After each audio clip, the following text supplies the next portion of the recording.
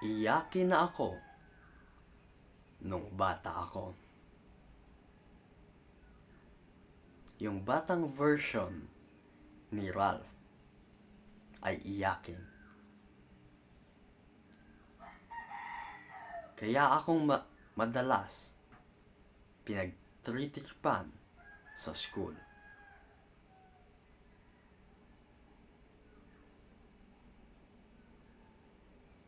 Kaya may isang bata sa section 2. At alam mo naman, kung nag-enroll ka, nag-aral ka sa public school, ang section 2 ay may reputasyon na pagkabarambado.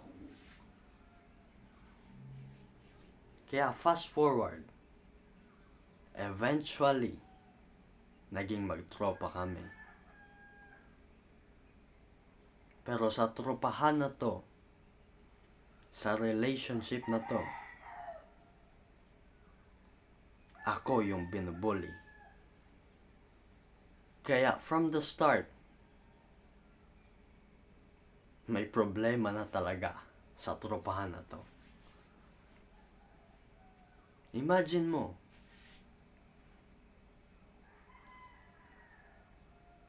araw-araw, pag umuwi kami galing sa school, chino-chokehold ako.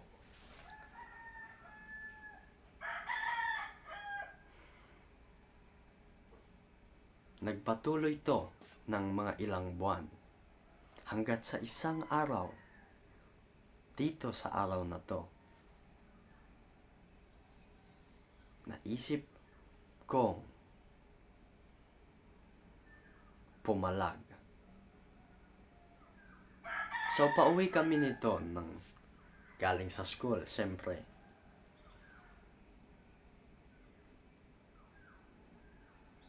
Tapos, sinokod ulit ako, as usual. Hindi na ako pumayag. Nainis na ako.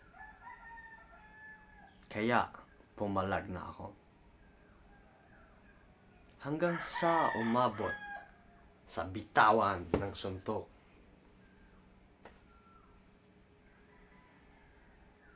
Umuwi ako.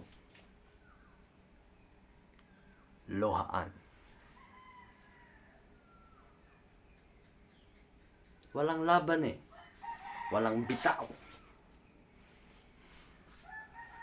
Kaya anong lesson dito? Kung nabubuli ka man ngayon,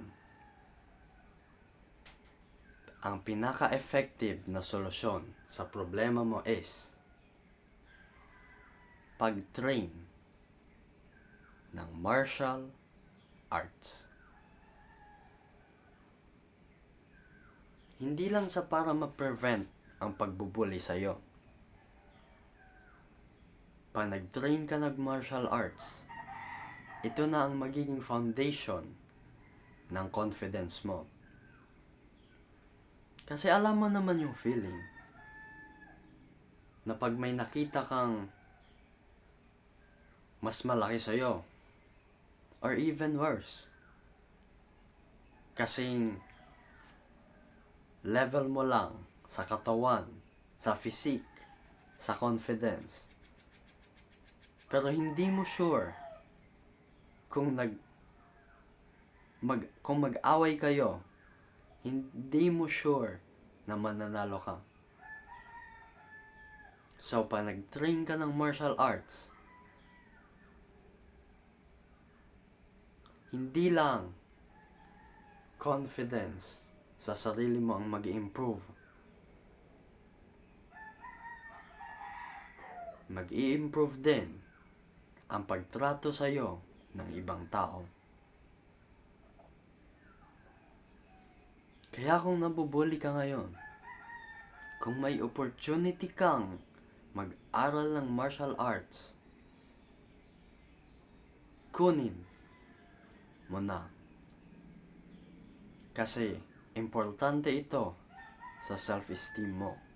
Importanteng mapigilan mo na ang pambubuli sa'yo.